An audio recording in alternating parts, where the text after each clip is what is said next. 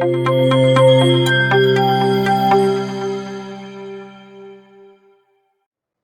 everybody, my name is Morteza Nazari from RNCG. A lot of friends asked me to make a tutorial about this generator so we can use it better. To be honest, my English is not very good and it was really hard for me to make the whole tutorial in English. Just so you know, this tutorial is in Persian, but I will try my best to provide English subtitle as well.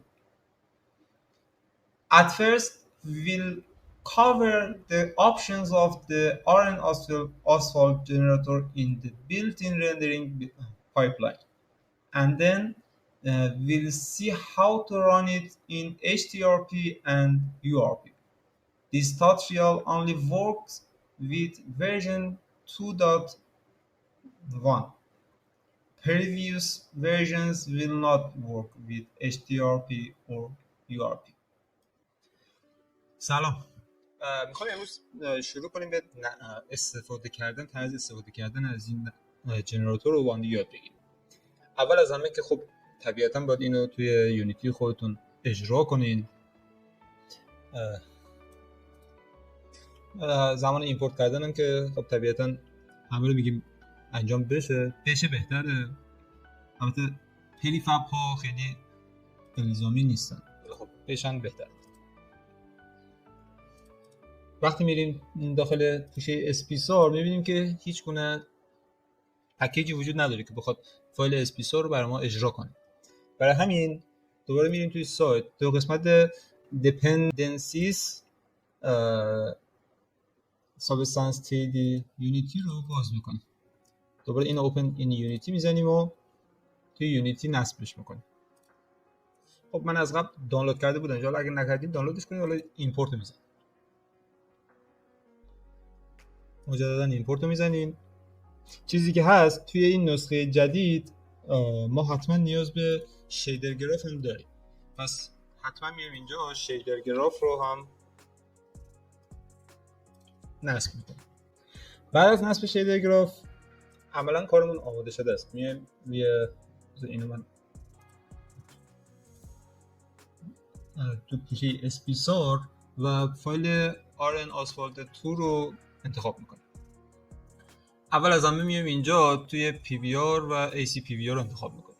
شیدر باید حتما روی PBR AC PBR باشه. Generate map رو میتونین بزنین، میتونین نزنین. اگر بزنین برای مسافت‌های طولانی تر یک میپ مپی رو تولید میکنه که اپتیمایز تره، ولی اگه وجود نداشته باشه کیفیت کار بالاتر. بعد برای اوتپوت تکسچر هامون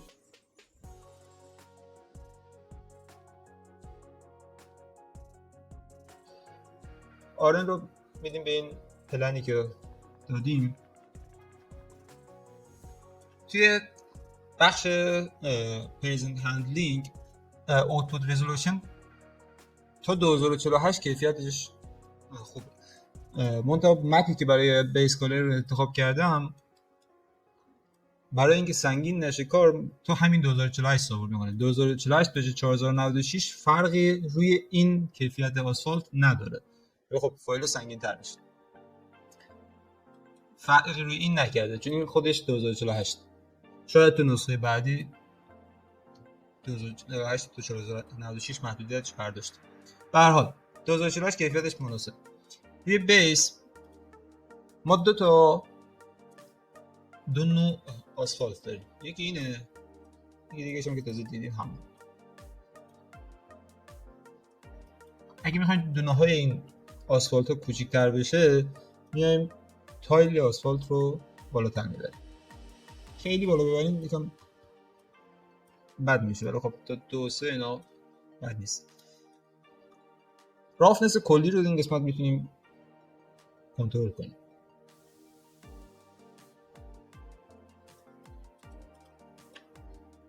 اینم روشنایی کلی آسفالت. میخواین آسفالت تیره تر داشته باشیم باید با این. بعد قسمت بعدی ما میدل لاین داریم. این خط وسطی که مشاهده میکنید همینجور که می‌بینید 9 نوع میدل لاین داریم که دش لاین، دابل لاین، سولید لاین رو تست می‌کنیم. یعنی میایم سولید دش لاین رو تست می‌کنیم که هر سه داشته باشه. طبیعتاً میدونید که این میاد ضخامت جاده لاین رو تغییر میده و اینم میاد تعداد این دش ها رو کم و زیاد میکنه.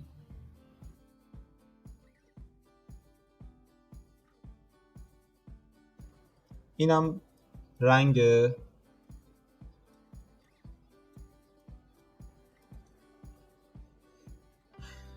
لاین است.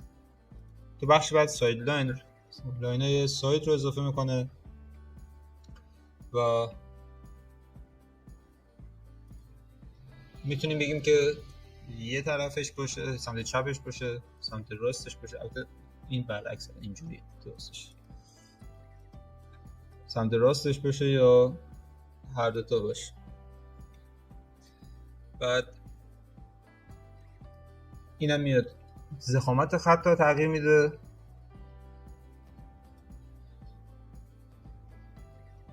فاصله از بغل دست رو کم و زیاد میکنه. این اگه منفی میشه به خاطر اینه که ما روش چیزای مختلف داریم، مثل این مثلا میتونیم برای این ببریمش جابجا کنیمش. خلاصه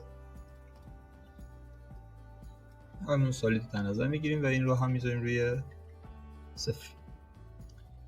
اسکیل هم برای همون مسئله سایر چیزاست دیگه. مثلا بذار نمونه بگم، همون تراست لاینی که داریم رو اسکیلش میاد بزرگ و کوچیک. بعد نمیذاریم روی هم سالید. چی میخوام مثلا این سالید ساید لاین رو برمی‌دارم. کروس والک هم توی نسخه جدید اضافه شده و میتونیم بهش خط آبر پیاده اضافه کنیم. تنظیماتی که داره تعداد این خطوط که میتونیم کم و زیادش کنیم، پهنای این خط و فاصلش، یعنی آفستش که کدوم قسمت باشه کدوم قسمت نباشه.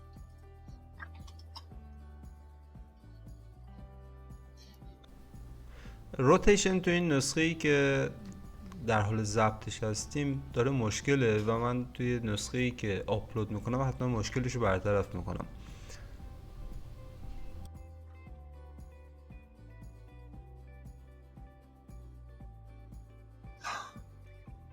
خود ساین مختلف داریم. میتونیم بگیم چند تا ساین داشته باشیم، 1 2 3 و هر کدوم میتونیم تعریف کنیم. اولی مثلا مثال بزنم، بقیه هم همیشه همین دیگه.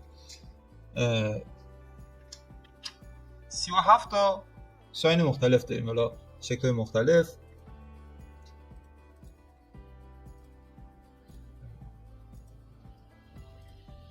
و حتی متن دلخواه. من روی چیزا دیگه میام روی متن دلخواه یه توضیحی باید بدم. البته فرض کنید علامتمون، علامت این اسکیل علامتمونه، این آفست علامتمونه که مشخص میکنه کجا قرار بگیره.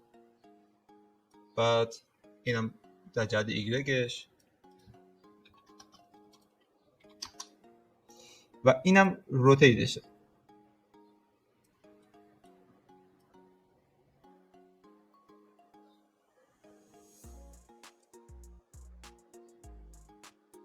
اینم باید اصلاح بشه، ولی خب حداقل از اون بالایی راحت تره. اینجوری این هر 45 درجه میچرخه مقدارش. این که قاعدتا رنگش. و یه نکته خیلی مهمتری که وجود داره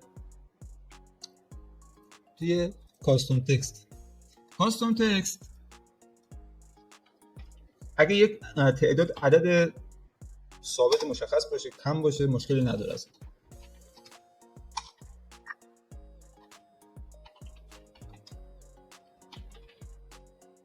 ولی از یه جایی به بعد، مثلا از همین جا به بعد میشه دیگه ظرفیت نداره.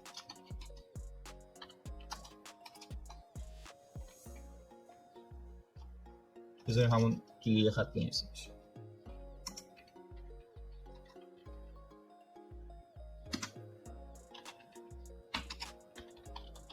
برای اینکه این مشکلش برطرف بشه ما باید سایز فونت رو کم کنیم.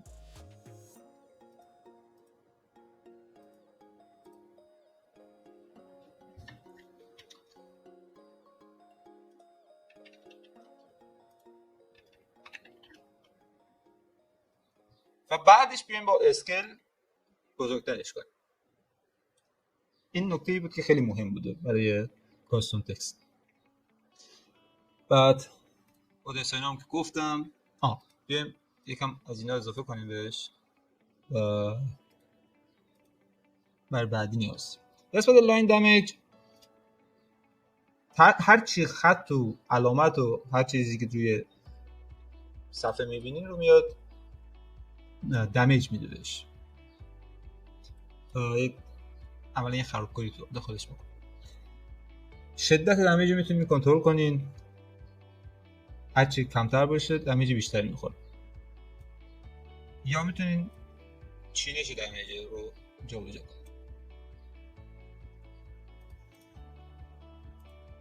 اینم کرک اضافه میکنه، من اونا رو ردش کنم که دمیج رو پاکش کنم، ساین رو ردش کنم. This work. خب کرک هایی که اضافه میشه روی خطوط هم اثر میذاره، ولی خب به هر حال دو نوع کرک داره. کرک نوع اول خیلی پر کرکه، کرک نوع اول اینه، دوم اینم به صورت میاد رندومش میکنه، همین سایز رو جابجا میکنه رندومیشو، و اینم میاد میزان کرک رو اضافه کم و زیادش میکنه. برای هر دو روش همه اینا ثابته، یعنی برای اینم مثلا میاد کرک رو اضافه میکنه. این کرک نوع دوم خیلی سنگینه، اینم نکته‌ای که باید در نظر داشته باشید. ما هم رو همین نمازش کنیم. اینجا خب کرک ماسک میخوره و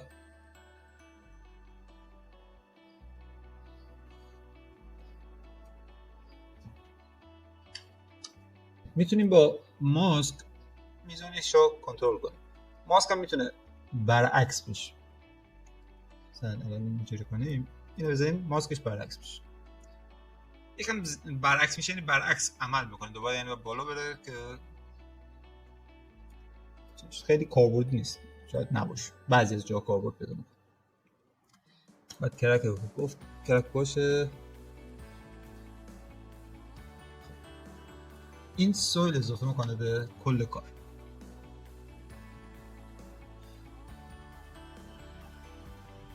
طبیعتاً شدتش دیسوردر ماسکش و رنگ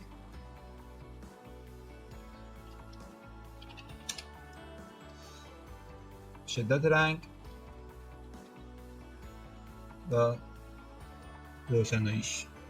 میتونیم ازش شبیهش به برف هم استفاده کنیم. البته ما گزینه برف داریم، ولی اگه برفی رو به این شکل میخوایم که تو سطح نشسته باشه میتونیم با از همین سویل استفاده کنیم.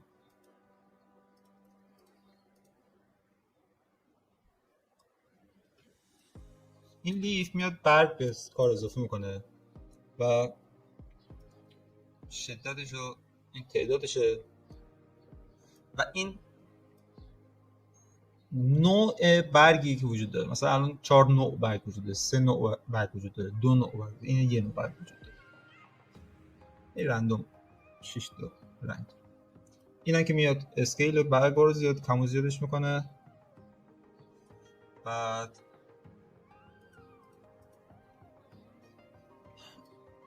این اسکیل تصادفی تغییر میکنه و اینم یه ماسکی رو به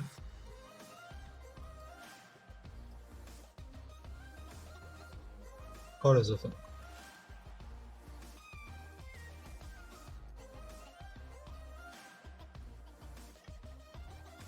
واتر میاد به کارمون آب اضافه میکنه. اول از همه آب میره داخل این ترگایی که میبینید. هر چقدر آب کم باشه توی این ترگا بیشتر قرار میگیره. اگه سطح آب بیشتر ببریم این آب ها از توی سوراخ‌ها بیشتر میاد و کل سطح کار رو میگیره. از یه جایی به بعد که کلا دیگه کلش میشه خیس. همین هم بذار همین خیس بشه کاملا.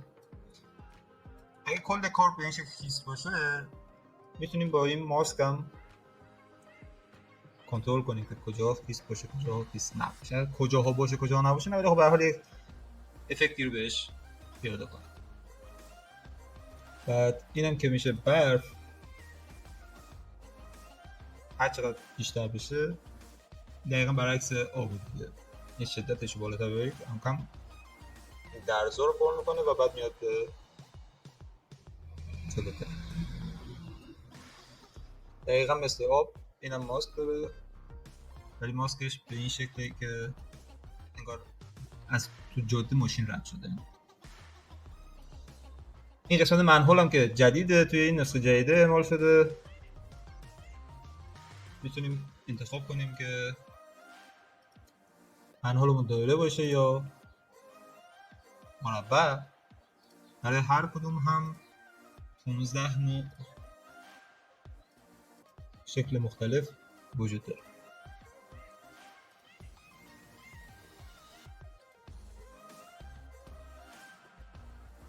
حالا من همه رو انتخاب نمی‌کنم که وقتمون گرفته نشه. این اسکیل میگه نوع سایزی که میخوایم تغییر بدیم اینو از جنس اسکیل باشه یا از جنس سایز باشه. خب اسکیل باشه که خب یه دست همه جا با هم دیگه بالا بریم میشه. من اینو میذارم روی اول میام با آفست هم که طبیعتا میدونی که موقعیت این منحوله و من میام اینجا یه تغییر بدم. خب این جنسش میذارم روی اسکیل که هست، تغییر میکنه کل کار به صورت یه دست بزرگ و کوچیک میشه.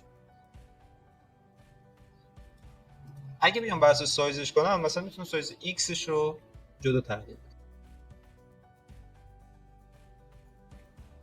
آفست که گفتم اینو که رنگشه طبیعتا نیاز به گفتن نداره و اینم میزان متال بودن کار. هرچی کمتر باشه که طبیعتا کمتر متالیکه و براقیت کمتری داره، یعنی شدت رفلکت کمتری داره. این هم که رافنس کاره و هر چقدر بیشتر باشه کمتر رافه و اگه صفر بشه که کاملا براق بشه. میتونیم بذار منم اینو اینجوری کنم صفر بشه، دمیج به کار بدیم.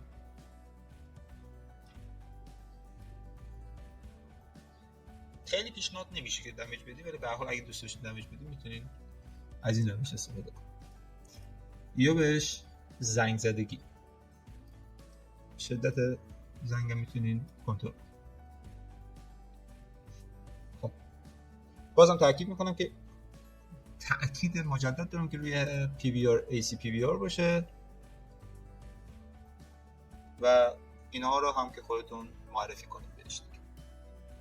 بریم روی HDR، HDRP و URP. خب ما الان میخوایم HDRP رو تست کنیم و بیاریم داخل صحنه. اول از همه یه پلن رو اضافه بکنیم. خب این پلن من جنراتور رو قبلا ایمپورت کرده بودم، برای حساب سنس هم دوباره ایمپورتش میکنم.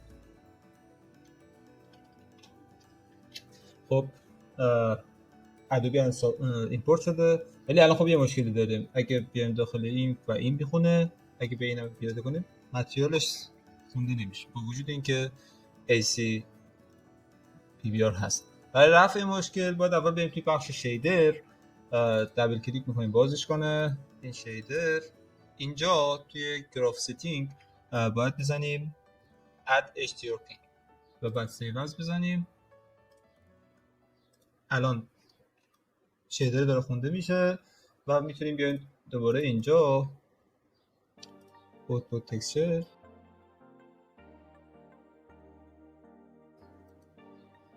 ماسک هم که نمیخواد، اصلا چیزی نیست که به درد نمیخوره. تو شیدر ما اصلا چیزی اسم ماسک نیست. حالا میتونید بعدا خودتون نگاه. خب این از اینم میذاریم 2048. خب همه چی رو که توضیح دادم، بریم برای URP.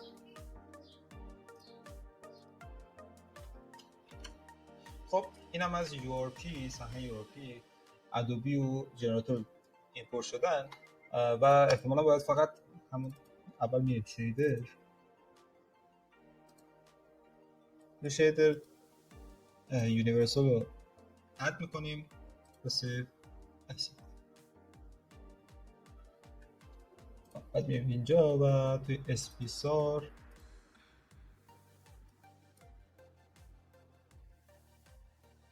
ساپورت میکنه